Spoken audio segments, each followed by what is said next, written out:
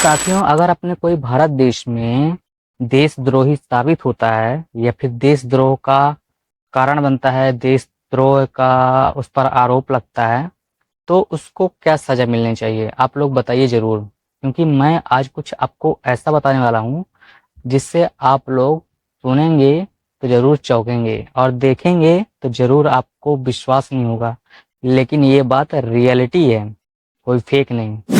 सवाल पूछने का अधिकार हमारा कॉन्स्टिट्यूशन 19 देता है, जिसे हमारे संविधान का रीढ़ कहा जाता है।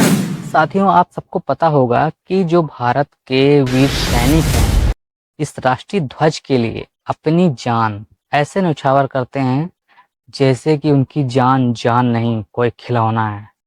लेकिन भारत में रहते हुए कुछ ऐसे लोग जो इस राष्ट्रीय ध्वज का इतना अपमान करते हैं, उसका बहिष्कार करने तक की बात कर देते हैं, तो बताओ उनके ऊपर देशद्रोह का जो टैग है लगना चाहिए या नहीं?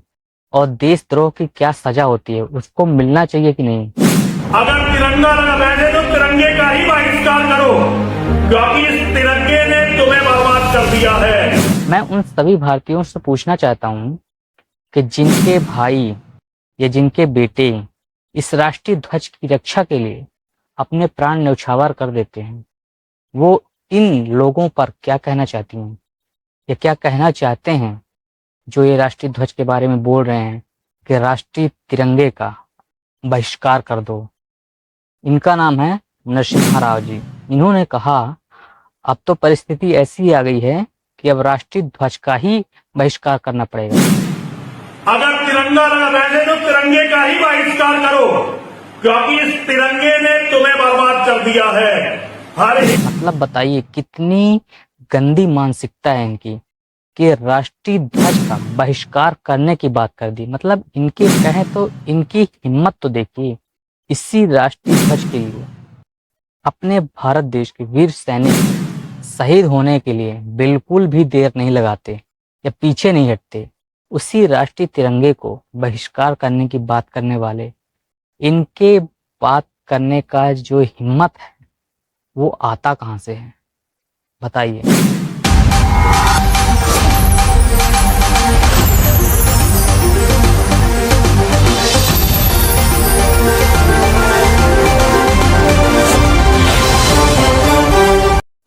साथियों, आप सबको पता है कि राष्ट्रीय तिरंगा यानी राष्ट्रीय ध्वज हर भारत देश के नागरिक का आन बान शान होता है।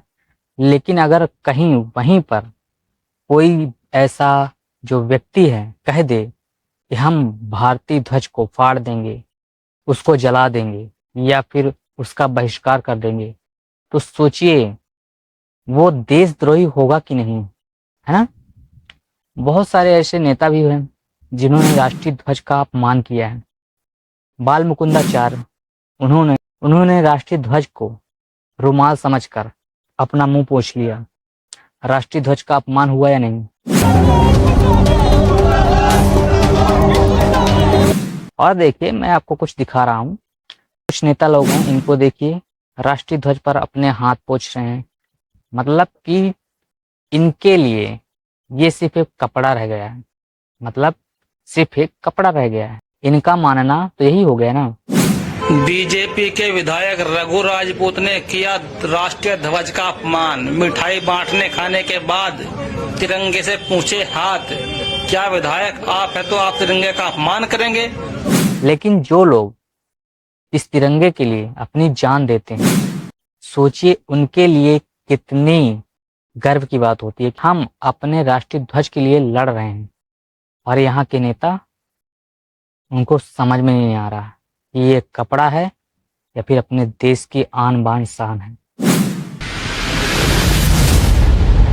साथियों, आप सबको पता है कि राष्ट्रीय ध्वज हो, राष्ट्रीय गान हो या चाहे राष्ट्रीय गीत हो, अगर कोई भी इन तीनों में से किसी का अपमान करता है तो वहीं पर माफी मांगी जा सकती है। लेकिन ऐसा करते हुए अगर अपने मन से कर रहा है या फिर जानबूझकर कर रहा है, तो उस पर देशद्रोह का टैग लगना चाहिए कि नहीं? आप लोग कमेंट में जरूर बताइएगा।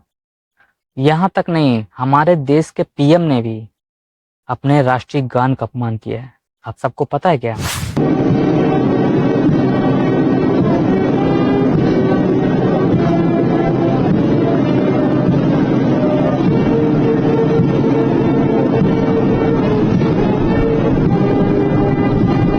आप सब जानते होंगे कि राष्ट्रीय ध्वज यानी तिरंगा, इसमें 3 रंग है, अशोक चक्र है।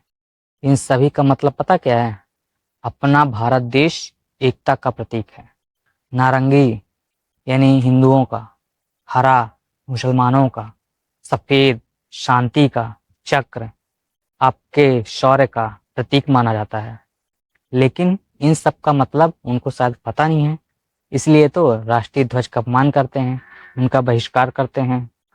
कहीं ये बात अगर विदेशों में होती ना, तो अब तक तो उनकी सजाए मौत हो चुकी होती। लेकिन अपने भारत देश में ऐसे लोग हैं, उनमें इतनी हिम्मत आती है कि अपने राष्ट्रीय ध्वज का अपमान कर दें, अपने राष्ट्रीय तिरंगे का अपमान करने की बात कर दें, अपने राष्ट्रीय ध्वज को बदलने की बात कर दें। ये सबसे बड़ा देशद्रोह नहीं और तो क्या है। अगर तिरंगा लगा बैठे तो तिरंगे का ही बहिष्कार करो। साथियों, मुझे पता है कि मेरी बातें कुछ लोगों को अच्छी नहीं लगी होंगी, लेकिन सच्चाई जो है यही है। अगर किसी को मेरी बातें अच्छी ना लगी हों तो उसके लिए तहे दिल से मैं माफ़ी मांगना चाहूँगा, और हो सके तो अपने देश के आन बान शान, राष्ट्रीय ध्वज, राष्ट्रीय गान और राष्ट्रीय गीत का सम्मान करें, ना कि उसका अपमान करें। दोस्तों, वीडियो अच्छी लगी होगी तो एक लाइक वीडियो को जरूर दीजिएगा, और अगर आप चैनल पे नए होंगे तो एक सब्सक्राइब जरूर करके जाइएगा।